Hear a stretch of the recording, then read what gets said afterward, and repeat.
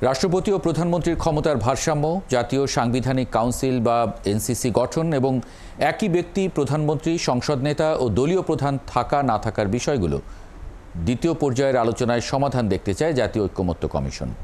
কমিশনের সহসভাপতি অধ্যাপক আলী রিয়াজ আশা করছেন এসব বিষয়ে জুলাইয়ের মধ্যে দলগুলোর সিদ্ধান্ত আসবে। তিনি আরও জানান, ফ্যাসিবাদী শাসন ব্যবস্থা যেন আর ফিরে না আসে, সেজন্য জাতীয় নির্বাচনের আগেই কিছু সংস্কার হওয়া উচিত। ফরহাদ ইবনে মালিকের প্রতিবেদন। রাজনৈতিক দলগুলোর সাথে প্রথম পর্যায়ের ৪৫ সেশনের আলোচনার পর দ্বিতীয় পর্যায়ের দ্বিতীয় দফায় আলোচনা এ সপ্তাহেই শুরু করবে জাতীয় ঐকমত্য কমিশন।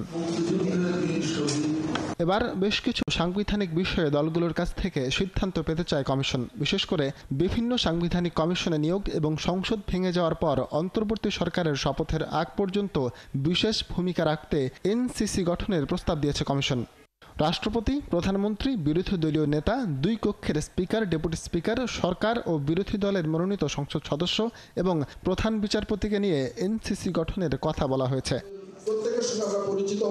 অন্যান্য এজেন্ডাগুলোর মধ্যে রাষ্ট্রপতি ও প্রধানমন্ত্রীর ক্ষমতার ভারসাম্য, প্রধানমন্ত্রীর মেয়াদ, একই ব্যক্তি প্রধানমন্ত্রী, সংসদ নেতা ও দলীয় প্রধান থাকতে পারবেন কিনা, উচ্চকক্ষে সংখ্যানুপাতিক সদস্য নিয়োগ এবং সংবিধান সংশোধনে গণভোটের মতো বিষয়গুলোতে সিদ্ধান্তে আসতে হবে।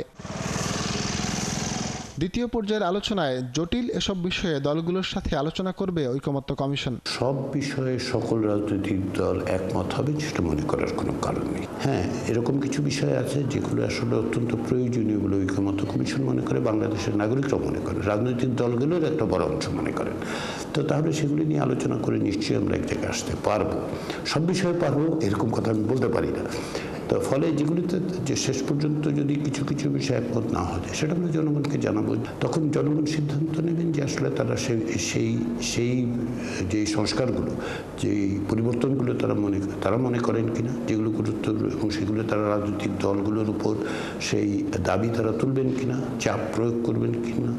আগস্টের মাঝামাঝি মেয়াদ শেষ হবার কথা থাকলেও জুলাইয়েই সনদ পেশ করতে চায় ঐকমত্য কমিশন। প্রশ্ন ছিল, তা কি আদৌ সম্ভব? জুলাইয়ের আগে না হলে জুলাইয়ের মধ্যে তো হতেই হবে, সেটাই আমরা চেষ্টা করছি। সম্ভব, অবশ্যই সম্ভব। রাজনৈতিক দলগুলোর পক্ষ থেকে যেহেতু সংস্কারের ব্যাপারে তাদের কমিটমেন্ট আছে, তারা প্রতিশ্রুতি দিয়েছেন, এই যাবৎকালে তারা সর্বাত্মকভাবে সহযোগিতা করেছেন এবং তারাও বুঝতে পারছেন যে আসলে সময় অত্যন্ত স্বল্প, আমাদেরকে এর মধ্যে এক জায়গায় অগ্রসর হতে হবে, এক জায়গায় দাঁড়াতে হবে। আমি আশা এটা অসম্ভব কিছু নয়।